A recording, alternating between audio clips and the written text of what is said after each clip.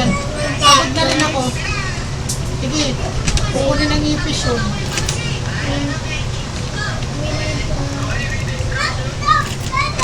We need this weapon.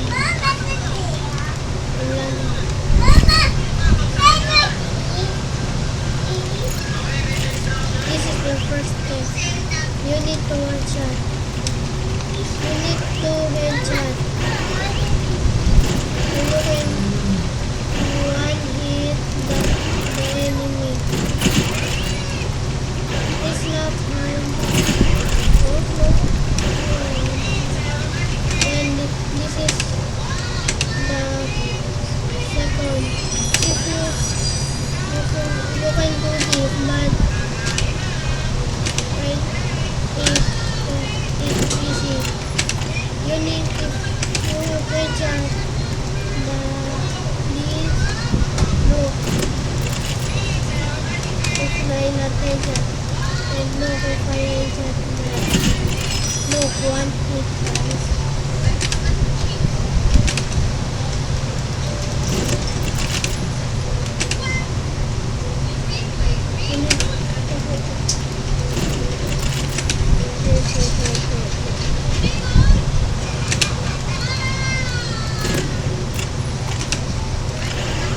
It's hard.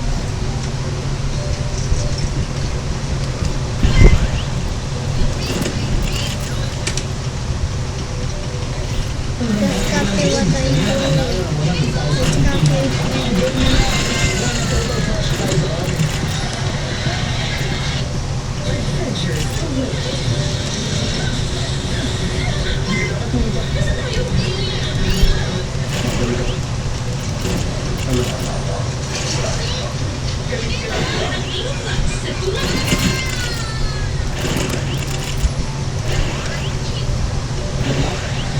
Okay, it's okay. Ikaw ay doktor, bukod sa pamilya at asawa, kanino ka hindi magpapabayan? Go. Ito, saan karaniwang natutulog ang pusa? Sa labas, mula sa anong dekada ang favorite songs ng iyong lolo at lola? 80s, 80s. Sa bahay, pinupulo ito ng tubig araw-araw. Diba? Sa sari-sari store, magkano ang isang pansit kangkong ngayon? 20. Let's go, break! Tingnan natin kung ilang puso sa nakuha mo. Ikaw ay doktor. Bukod sa pamilya at asawa, kanino ka hindi magpapabayad? Sabi mo sa mga ito. Sabi ng survey ay, Kung may tali sa buhok ng mga manggali, tali mo ko. saan karaniwang natutulog ang pusa? Sabi mo sa labas ng bahay. Survey. Mula sa anong lugar ang favorite song sa iyong lolo at lola ng 80s? Ang sabi ng survey, What I want to sa bahay, pinupulo itong tubig araw-araw. Sabi mo, ayun, timba. Ang sabi ng survey. Next one. Sa sari-sari store, magkano isang pansit kangkong ngayon? 20 pesos. Ang sabi ng survey. Alright, good start, Fred, good start. Guys, welcome back, okay. this and this. Kung may tali sa buhok, tatali ang pusa. Just look up. Baka na nga makitali, goma na. Makikita ng mga viewers sa bahay Just sa look in up red. here and Give me 25 seconds on the clock, please. right and Bukas magkasasama kinanay ah. Bukod sa pamilya at asawa, ito na. Hindi sasama kita bukas. Hindi tayo. hindi magpapabayad. So, kaibigan, saan karaniwang natutulog ang pusa? Sa sabat. Mula sa anong dekada ang favorite songs ng iyong lolo at lola? Ito na ito, ito na. Sa bahay, pinupuno ito ng tubig araw-araw. Just Michelle, leave. sa sari-sari store, Step and I. isang pansit kangkong ngayon. Okay. So we do that. Willie, 124. Sa sari-sari store, magkano isang pansit kangkong ngayon? Sabi mo, 15 pesos. Ang sabi ng survey, That's okay. ang answer ay 18 pesos. 18.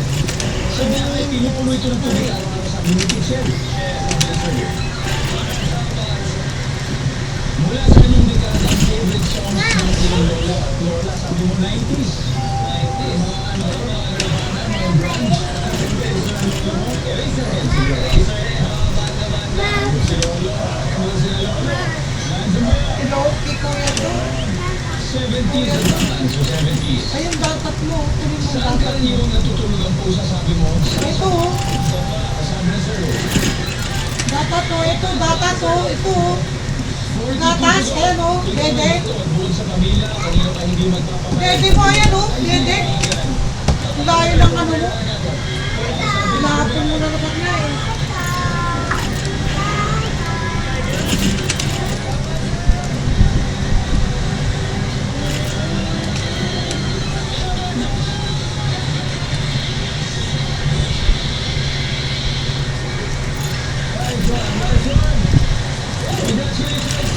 Team Hans, you're one of 200,000 pesos. Wow, galing. Pilipinas, ako po sa Team Martes. Araw-araw na marami ko rin sa'yo ang premyo kaya mga hula at panalo. Dito sa Premyo.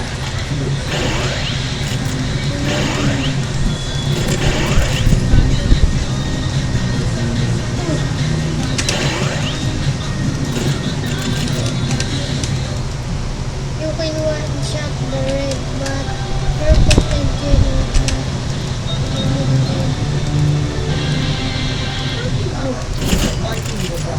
At dating Congressman Zaldi ko, pinapakasuhan at right ng Independent Commission for Infrastructure o ICI at ng DPWA.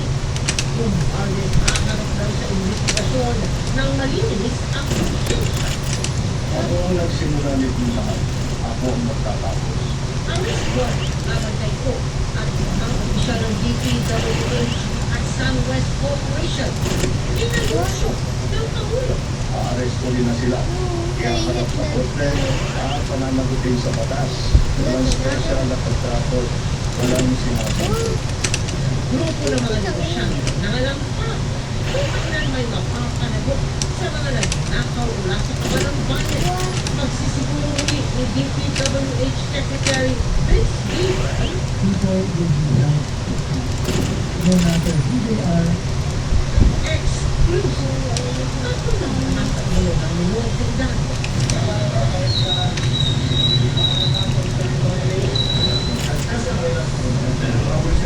Alam mo, sa magkaiwalay na operasyon sa pamilya.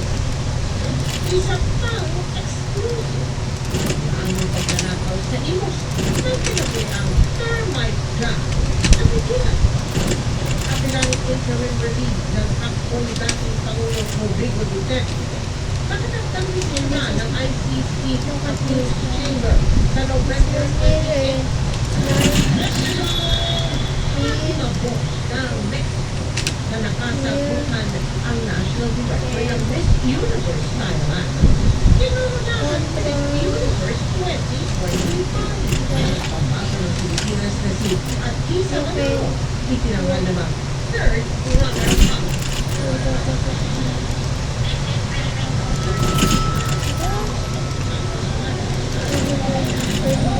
Live mula sa GMA Network Center, ito ang favorite oras.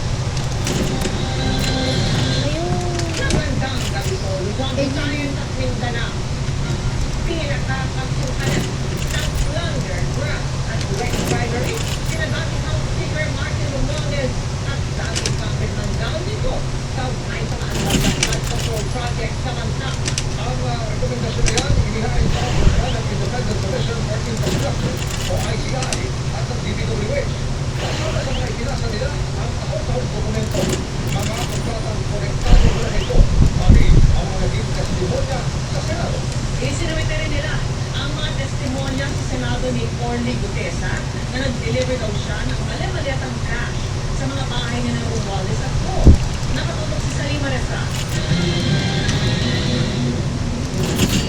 Mismo si Pangulong Bongbong Marcos ang nag-anunsyo ng pagsisimula ng proseso para masampahan ng cash plunder ang pinsang si Representative Martin Romualdez at dating kongresista si Zaldico. Ang ICI at saka ang DPWH ay lahat na nakuha nila na impormasyon ay i-refer, ibibigay na sa Ombudsman para investigahan ng Ombudsman. Ito ay tungkol sa mga impormasyon ng dating Speaker Martin Romualdez at saka ng Zaldico. Taong dokumento nga ang dinala kanina sa Ombudsman ng Independent Commission for Infrastructure at Department of Public Works and Highways na ilang buwan ang nag-iimbestiga ng anomalya sa si mama. sa isang bilyong piso na mga kontrata. Kaya one Ikaw, if you kilala ka need nito. you No need time. not it, you need to do at sa pamilya ko dahil mula 2016 hanggang you 2020. can Mali want tibok mo. it, you can want it. Bakit? Bakit? Si Congresswoman Pangasinan na pili na Committee on Appropriations Chairman. At ang Mga takip ng dede mo yan, mawawala yan. Ay, kukunin nila Lelen yan, nilalagay sa basurahan. Nako. Mamaya dadaan dyan sila Lelen, kukunin niya. at ang mga dokumento Di tinatapon lang naman to ni Andeng eh, lagay na sa basurahan. meron na para dun sa pagtulong ng mga Rekomendasyon ng ICI at ng DPWH sa Eh, kasong kunin mo yung dede, kunin mo yan, kunin mo yan. Direct bribery. Kasama sa mga isinumite ang mga testimonya sa Hindi ba, walang magagalit si mama, walang tayong buko. security consultant ito na si Orly Tessa. Sinabi noon kay Tessa na nag-deliver siya ng mali-alang cash na may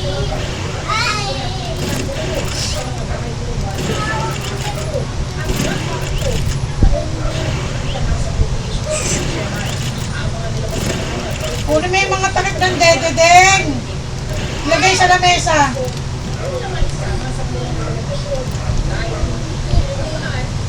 Ano ba yung sinasabi mo? that is the most important statement. Pwede tayo Saan? Hindi iyon Umalis po sa ICI si Congressman Robles. Pero, ang potensya lamang daw nito, assumption of regularity o pag-iisip na Hindi, ano ba yan? sa national budget at mas Grabe, kababuyan yan din. walang patunay. Parang din na sa Kakain na ako, gutom na ako. yung regularity butas ko na. Hindi pwede yun. Kasi ako butas ka may butas ka responsible. Of course. Ayon sa sala ng Ombudsman sa fact-finding investigation, ang referendum ng ICI at DPWH bukod sa susuriin ng mga dokumento, sasagawain ang field investigation ng Ombudsman para kumano pa ng ebidensya at palakasin pa ang reklamo. Asahan pa ang pagkakain pa ng iba pang mga rekomendasyon. Sa susunod na linggo, inaasahang makukuhan ng joint AFP-PNP reports sa mga iniimbestigang flood control projects sa buong bansa. Ang halaga ng mga ito, nakalimulat umawit sa 30 pesos. I'll give you the number. Blood control na 1.5 million. Blood control lang yan. Ang galing mo lang natin. Pinag-depend dito na bilis. 1.5 million. Isipin mo. Hindi ko na ilang number. Ilang kilos ko. 1.7 million. Just still for control alone. Kaya naman sa tingin ng mga dating ng Starwood, una, ang pinakamalalang iskandalo sa bansa, mas malala pa sa Port Palace Scandal. We are in the midst of the biggest, most scandalous scandal in our country. The amounts involved in this ongoing flood control and infrastructure scandal have made an applause without seem like a challenge. The sheer outrageousness of the sums involved in this latest scandal and the blatant nonchalance of the personalities purportedly involved are mind-blowing.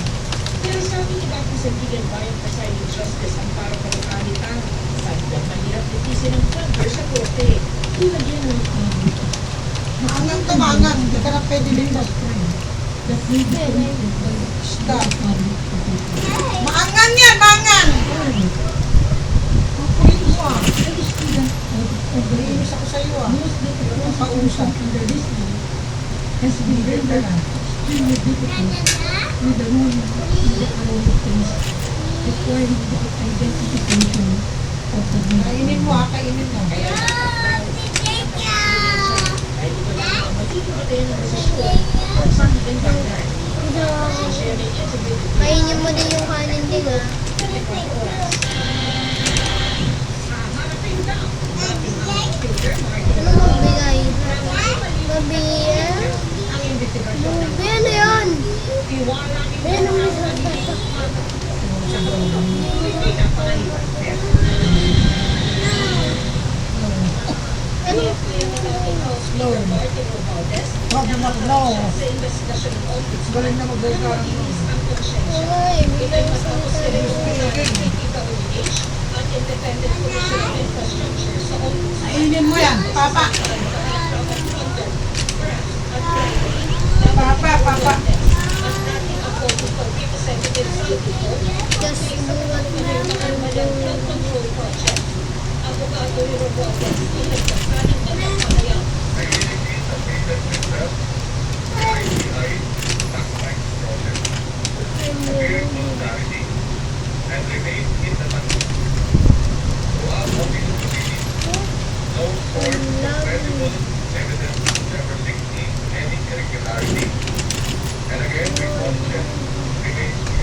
Sabi pa ni Romualdez, nagtitiwala siya magsasagawa ang ombudsman ng patas na investigasyon.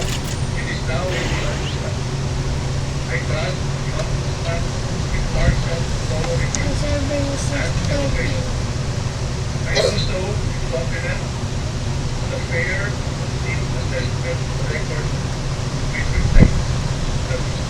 Ayon sa kanyang abogado, nasa NCR ang si Romualdez at patuloy raw na ginagampanan ng trabaho bilang kinatawa ng 81st District. Mainit.